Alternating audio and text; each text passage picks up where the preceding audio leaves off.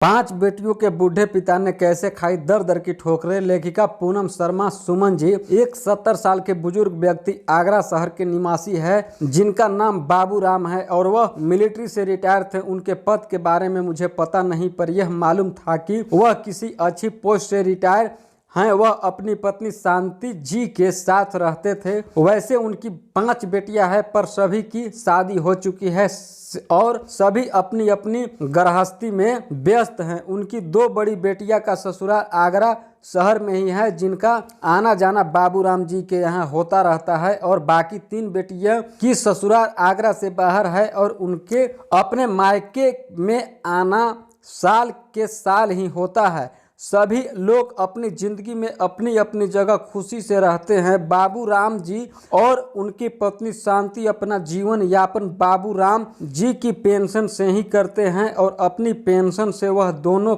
ही बहुत ही अच्छा जीवन जीते हैं। उन लोगों को किसी भी प्रकार की कोई तकलीफ नहीं है। दोनों ही पति पत्नी अपनी अपनी जिंदगी एक दूसरे के साथ से अच्छे से व्यतीत कर रहे हैं। सब कुछ अच्छा चल रहा था, पर कहते हैं न कि वक्त के आगे किसी का जोर चला है। एक दिन अचानक ही बाबू राम जी की पत्नी शांति जी का रात को सोते ही स्वर्गवास हो जाता है। बाबू राम जी के बुढ़ापे का सहारा अचानक ही छूट जाता है और इस बुढ़ापे में वह बिल्कुल ही अकेले हो जाते हैं। शांति जी के गुजर जाने के बाद उनकी सभी बेटियों को बाबू राम जी की चिंता सताने लगती है कि इस भरे संसार में अब वह अकेले कैसे रहेंगे। उनके खाने पीने और उनकी दवा दारू और उनका कौन ध्यान रखेगा। काफ़ी सोच विचार के बाद उनकी सबसे बड़ी बेटी सीमा यह निष्कर्ष निकालती है कि उनके पास एक परमानेंट बाई और का इंतजाम कर दिया जाए, जो उनका और घर का उनके खाने पीने सभी बातों का ध्यान रखेगी। सभी लोगों को उसकी बात सही लगती है और 2-4 दिनों के अंदर ही बाई का इंतजाम भी कर दिया जाता है। काफ़ी दिन बीत जाने के बाद सभी लड़कियां अपने अपने घर वापस सी कर लेती है। आखिर वह भी कब तक रुक पाएगी। सभी की अपनी अपनी गृहस्थी है। अब बाबू राम जी अपने घर में बिल्कुल ही अकेले हो गए थे। उनसे बात करने वाला, उनके सुख दुख सुनने वाला अब उनके पास कोई नहीं था। बाई भी अपना काम करती और अपने में मस्त रहती थी। वैसे भी उसे अब उनके खाने पीने आदि का ध्यान रखने के लिए रखा था, न कि उनके सुख दुख बांटने के लिए। शांति जी के जाने के बाद शुरू में तो दोस्त और रिश्तेदार मिलने आते थे, पर वह बूढ़े आदमी के पास समय खराब करने कोई नहीं आता था। बाबू राम जी अब अपनी परिस्थिति से उब गए थे। उन्होंने बाहर आना जाना बंद कर दिया था। शांति जी के जाने का उन्हें इतना सदमा था, अब वह न किसी से बात करते थे और न ही किसी के पास जाते थे। वह कभी कभार किसी का फोन आ जाता तो उनकी बात हो जाती थी। दिन ऐसे ही गुजर रहे थे। बाहर से उन्हें देखने पर यह ही महसूस होता था कि वह अब अपनी दुनिया में खुश हैं। वो बात अलग थी कि शांति जी का उन्हें दुख है, पर हकीकत उसके विपरीत थी। बाबू राम जी की तबीयत अब अकेले रहते रहते बहुत खराब रहने लगी थी।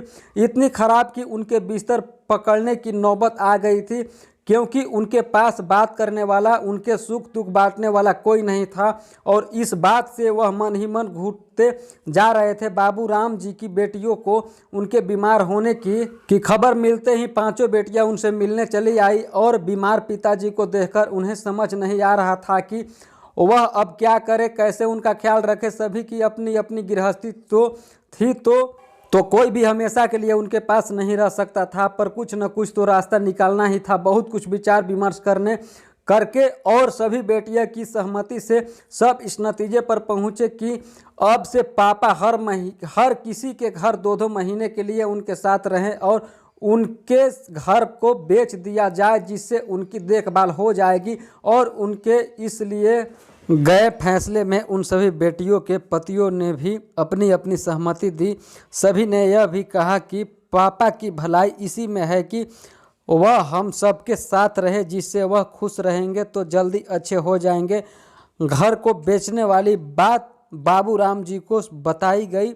इस बात को सुनकर उन्हें थोड़ा दुख लगा, क्योंकि उस घर में उन्होंने अपनी पूरी जिंदगी बिताई थी। उस घर में अच्छे बुरे सब दिन देखे थे, इसीलिए उस घर को हमेशा के लिए छोड़कर जाना उन्हें अच्छा नहीं लग रहा था। पर सबकी सहमति से लिए गए फैसले को मानने के अलावा बाबूराम जी के पास और कोई चारा भी नहीं था। उन्होंने बुझे हुए मन से सोचा कि अकेले रहने से तो यह ही अच्छा है, कम से कम मेरे से बात करने वाला कोई तो होगा। बाबूराम जी का अपना भरोसा पुराना घर जिसमें उन्होंने अपनी पूरी जिंदगी काटी थी उसे आनन फानन में बेच दिया गया। उनकी सहमति ली गई पर बहुत ही बेमन से उन्होंने उस घर को बेचने की हामी भरी। उस घर को बेचने के बाद बाबूराम जी की सबसे बड़ी बेटी सीमा ने उन्हें अपने साथ चलने को कहा। बाबूराम जी भी उसके साथ जाने के लिए खुशी खुशी तैयार हो गए थे। बुढ़ापा शरीर था उनका और उन्हें देखने वाला भी कोई नहीं था, इसीलिए वह जाने को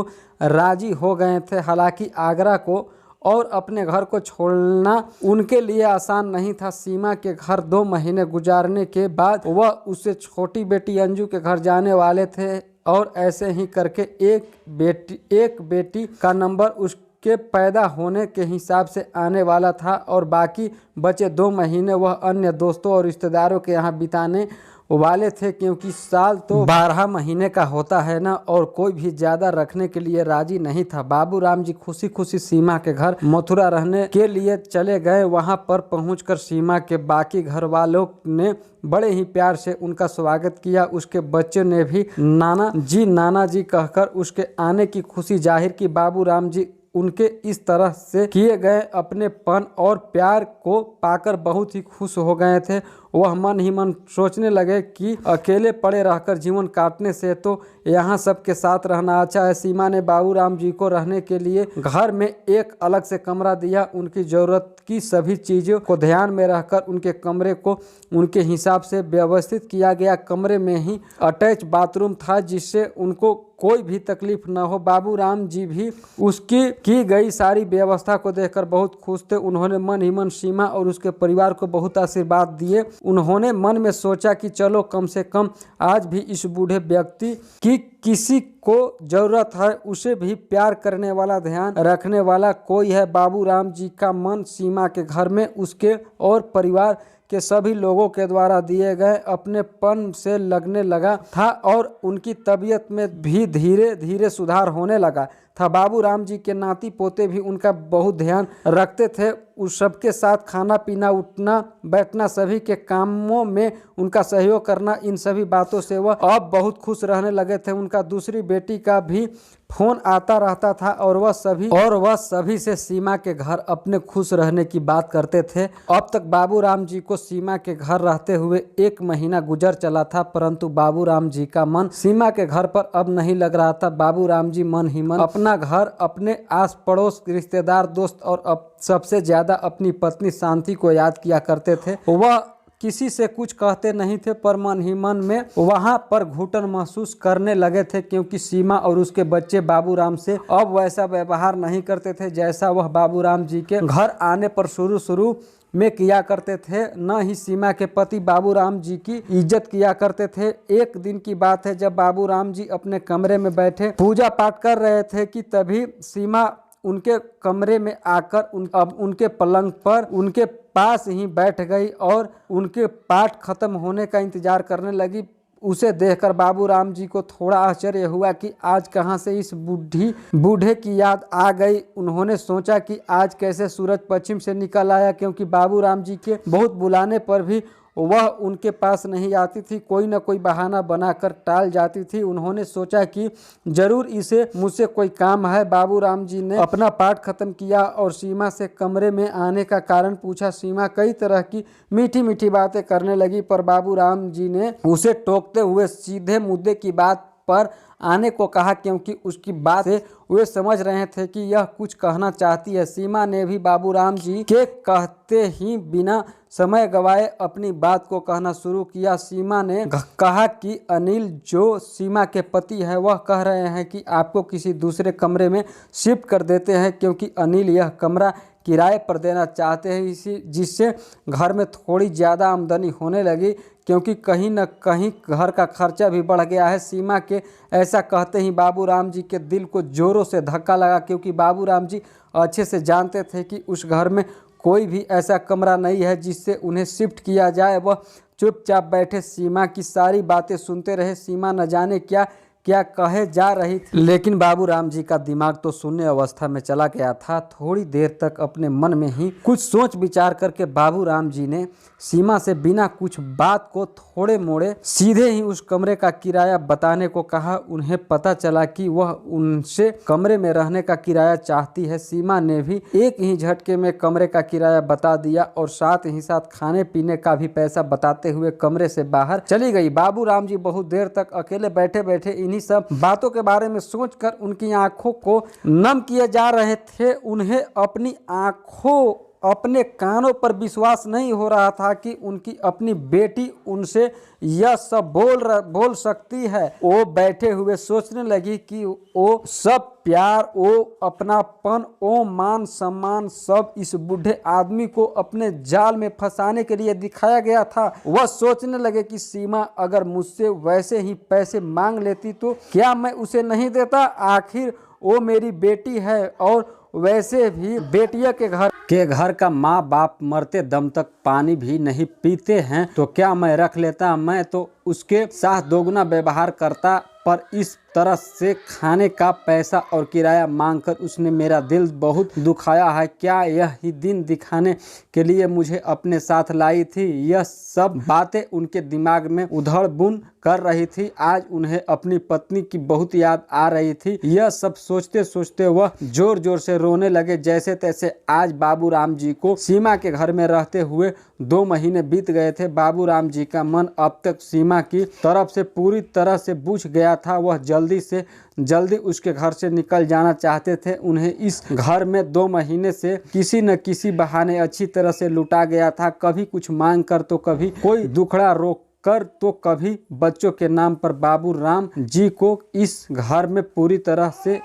से एटीएम की तरह इस्तेमाल किया जा रहा था। बाबूराम जी को अपने खर्चे किए गए पैसों का दुख नहीं था, बल्कि उन्हें दुख इस बात का था कि इस घर में उन्हें सीमा के पिता की हैसियत से नहीं बल्कि किसी किराएदार की तरह से ही रखा गया था। उस घर में अब उनका इतना दम घुटने लगा था कि उन्होंने अपनी दूसरी बेटी अंजू को वहां से ले जाने के लिए कहा। बाबूराम जी के फोन करते ही अंजू और उसके पति सुरेश उन्हें लेने के लिए सीमा के घर पहुंच जाते हैं। वैसे भी अब बाबूराम जी को सीमा के घर पर रहते हुए 2 महीने बीत चुके थे, तो अब नंबर के हिसाब से अंजू की ही बारी थी उन्हें रखने की। बाबूराम जी भी अंजू के साथ रहने के लिए खुशी खुशी तैयार बैठे थे। वह सोच रहे थे कि कैसे भी करके इस घटना भरी जिंदगी से तो छुटकारा मिले और वहां पर रहूंगा तो कभी कभार कोई न कोई दोस्त या रिश्तेदार से मिलना होगा, क्योंकि अंजू आगरा में ही रहती थी। अंजू बड़े ही प्यार से बाबूराम जी को अपने घर लेकर गई। अंजू के घर पहुंचते ही उसके बच्चों ने भी अपने नाना जी का स्वागत बड़े ही प्यार से किया। अंजू के 2 लड़के थे। बाबूराम जी के घर पहुंचते ही दोनों भाई उनके आगे पीछे घूमने लगते हैं। दोनों ही नाना जी के घर आने से बहुत खुश थे। अंजू ने भी बाबूराम जी को एक अलग से कमरा दिया और उस कमरे में भी उनकी पूरी सुविधा का ध्यान रखा गया। उनके जरूरत का एक एक सामान उस कमरे में व्यवस्थित किया गया और वह कमरा भी अटैच बाथरूम वाला था। बाबूराम जी ने सब कुछ उसी तरह से उन सभी चीज़ों और इंतजामों को देखकर जिस तरह से सीमा के घर में उन्हें दिया गया था, न चाहते हुए भी, क्योंकि वह उसका दिल नहीं दुखाना चाहते थे। पर कहते हैं न कि दूध का जला छाछ भी फूक फूक कर पीता है। उससे उस कमरे का किराया पूछा। बाबूराम जी ने अंजू से बड़े ही दबे सुर में कहा कि मुझे पहले ही बता देना बेटा कि खाने पीने का और इस कमरे का कितना खर्च आएगा, जिससे बाद में किसी को भी कोई तकलीफ न हो। अंजू ने बाबूराम जी को हैरानी से टोकते हुए कहा, पापा आप यह कैसी बात कर रहे हैं। क्या मैं आपसे यहाँ रहने और खाने पीने का पैसा लूंगी? आप मेरे पापा हो और गैर नहीं, और आप यहाँ पर पूरे मान सम्मान के साथ अपना हक समझ कर रही। अंजू ने कहा, पापा आप यह सोच भी कैसे सकते हैं कि मैं आपसे पैसे ले सकती हूँ। मैं तो क्या कोई भी बेटी अपने माँ पापा से उनके रहने या खाने पीने का पैसा लेगी? उसकी यह बात को सुनकर बाबूराम जी थोड़ा मुस्कुराए और उन्होंने अंजू से मुस्कुराते हुए कहा, किसने कहा कि ऐसा नहीं होता? मेरे साथ तो ऐसा एक बेटी ने ही किया है। अंजू को कुछ समझ नहीं आया। उसने बाबूराम जी से साफ साफ सब कुछ बताने के लिए कहा। बाबूराम जी ने जो कुछ भी सीमा के घर सहा, जो कुछ भी उनके साथ घटा वह सारी बातें क्रमबद्ध तरीके से अंजू को बताई कि किस तरीके का व्यवहार उनके साथ वहाँ पर किया जाता था। यह सारी बातें बताते हुए उनकी आंखों से आंसू बहने लगे। वह बहुत दुखी हो गए थे क्योंकि वह अपने सपने में भी कभी नहीं सोच सकते थे कि उनकी अपनी बेटी ऐसा करेगी। उनकी कही गई बातें पर अंजू को विश्वास नहीं हो रहा था। वह सोच समझी ही नहीं पा रही थी कि सीमा ऐसा कर सकती है।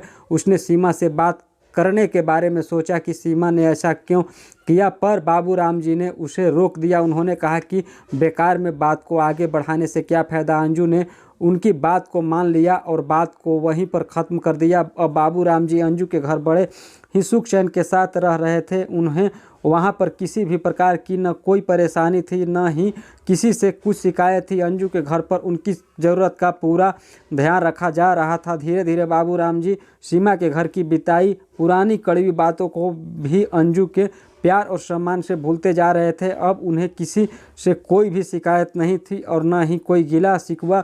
अंजू के घर पर भी उन्हें रहते रहते पूरे 2 महीने होने ही वाले थे। बस कुछ ही दिन शेष बचा था। अंजू के घर पर बाबूराम जी का दिल बहुत अच्छे से लग गया था, पर वहाँ से जाना उनकी मजबूरी थी क्योंकि बाप को सभी ने 2-2 महीने बांटा था। अंजू के घर से जाने के 2 दिन पहले ही अंजू बाबूराम जी के कमरे में उनके पास आकर बैठ गई क्योंकि वह उसके साथ समय बिताना चाहती थी। अंजू ने उनके साथ बैठकर नई पुरानी बहुत सारी बातें की और उनके साथ खूब सारा समय बिताना। अंजू के ऐसा करने से बाबूराम जी बहुत खुश नज़र आ रहे थे। उन्होंने अंजू को सीने से लगाकर उसको बहुत सारी आशीर्वादें दिए और ऐसा करते हुए उनकी आंखों से आंसू थर-थर बहने लगी। तभी थोड़ी देर बाद अंजू का पति सुरेश भी उसी कमरे में आ गया जहां पर वह दोनों बाप बेटी बातें कर रहे थे। सुरेश ने हाथ में एक डायरी थी जो कमरे में आते ही उसने अंजू के हाथ में पकड़ा दी। अंजू ने उस डायरी को लेकर बाबूराम को पढ़ने के दे दी। बाबूराम जी बड़े ही आश्चर्य से उस डायरी को देखने लगे। उन्हें समझ नहीं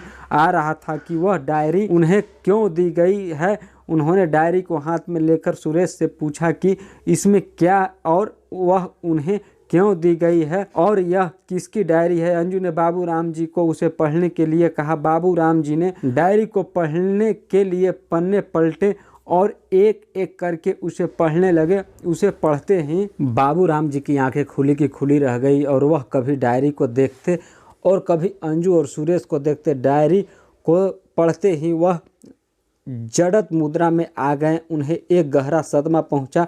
उन्हें समझ ही नहीं आ रहा था कि यह सब कैसे और क्यों हुआ। उन्हें इतना सम्मान देने वाला दामाद और इतना प्यार करने वाली उनकी बेटी ऐसा कर सकता है। उस डायरी में बाबूराम जी पर जब से उनके घर रहने आए थे से अब तक का किया हुआ सारे खर्च का एक एक हिसाब लिखा हुआ था। एक एक पैसा का हिसाब था उस डायरी में। उनके कमरे की साज सुविधा, उनके कमरे का बिजली का बिल, उनके घुमाने फिराने पर किराया, किया गया खर्चा, जाने आने में पेट्रोल या अन्य व्हीकल का, टिकट का खर्चा, फल सब्जी, अनाज, दवाओं और भी न जाने क्या क्या, उन सभी का एक एक हिसाब लिखा हुआ था। बाबूराम जी अब कहाँ गए, उन्होंने कितना खर्च किया, सब कुछ तारीख और समय सचेत किया गया था। यह सब पढ़कर बाबूराम जी ने दिल पर बहुत आघात हुआ। वह समझ ही नहीं पा रहे थे कि उनके साथ यह सब क्यों हो रहा है। वह मन ही मन सोच रहे थे कि इन सभी लड़कियों को तो मैंने मकान बिकते ही सब कुछ उनमें बांट दिया। अब इन सब को बूढ़े बाप से क्या चाहिए। वह अब अपने को और अपने कर्मों को कोस रहते थे। बाबूराम जी की आंखों से थर-थर आंसू बहने लगे। अपनी आंखों को पोंछते हुए उन्होंने मंजू से कहा कि मैं तो समझ रहा था कि यह सब प्यार अपनापन सब इस बूढ़े बाप के लिए है, पर मैं गलत था। यह सब बाप के लिए नहीं, उसके पैसे के लिए था। वह रोते रोते अपने संस्कारों को कोस रहे थे। उन्होंने कहा कि शायद मेरी यही परिवारिश में कमी होगी, नहीं तो मुझे ऐसे धोखे नहीं खाने पड़ते। कुछ अंजू ने बड़े ही इराते हुए कहा कि इसमें इतना रोने वाली क्या बात है पापा, जब आप सीमा को इतना दे सकते हैं तो मैंने तो वही ही मांगा है जो आप पर खर्च किया। जब आप सीमा का घर भर रहे तो तब तो आपको बुरा नहीं लगा। आज मैंने जरा सा कुछ मांग लिया तो आपको इतना बुरा क्यों लग रहा है। आपको इतनी पेंशन मिलती है, थोड़ा बहुत आप हमें दे भी देंगे तो गरीब तो नहीं हो जाएंगे। अंजू के मुंह से यह सारी बातें सुनकर बाबूराम जी को एक झटका लगा। वह सोचने लगे कि कभी भी इसने जाहिर नहीं होने दिया कि इसके मन में इतना जहर है। बाबूराम जी अब कुछ भी समझने की परिस्थिति में नहीं रह गए थे। अंजू ने बाबूराम जी से कहा, मुझे पता है पापा, आपने कब कब और क्या क्या सीमा को दिया है। उसके बच्चे की कॉलेज की फीस, उन्हें नई मोटरसाइकिल, सीमा को सोने की अंगूठी बनवा कर दी और मुझे देने में क्या परेशानी है। बाबूराम जी अपनी आंखों और कानों पर विश्वास नहीं कर पा रहे थे कि कैसे दोनों बहनों ने मिलकर बाप को लूटने की साजिश रची है। दोनों ने एक दूसरे को बताया कि कैसे लूटा जा सकता है। बाबूराम जी अब अपने सोचने और समझने की शक्ति खो चुके थे। उनके मन पर एक के बाद एक जख्म बनते जा रहे थे। यह सब बातें बोलकर और बाबूराम जी के हाथों में चेक पकड़ाकर अंजू और सुरेश कमरे से बाहर चले गए। बाबूराम जी को आज अपनी पत्नी शांति की बहुत याद आ रही थी। वो सोच रहे थे कि काश तुम मुझे अकेला छोड़कर नहीं जाती और मुझसे बहुत बड़ी गलती हो गई जो इन सभी की बातों में आकर मैंने बरसों पुराना अपना घर बेच दिया। अब बाबूराम जी का मन सभी बच्चियों से हट गया था। वह अब किसी के पास नहीं जाना चाहते थे, क्योंकि वह समझ गए थे कि किसी को भी उनकी ज़रूरत नहीं और सभी को बाप की हर महीने आ रही पेंशन चाहिए। सभी को उनके पैसे दिखाई दे रहे थे। सभी की आपस में होड़ है कि कौन किससे ज़्यादा हड़प ले। उनका यह बूढ़ा बाप जिए या मरे, उससे किसी को कोई मतलब नहीं। वह सोच रहे थे कि सीमा के घर धोखा खाने के बावजूद भी मैंने उन्हें माफ़ कर दिया था।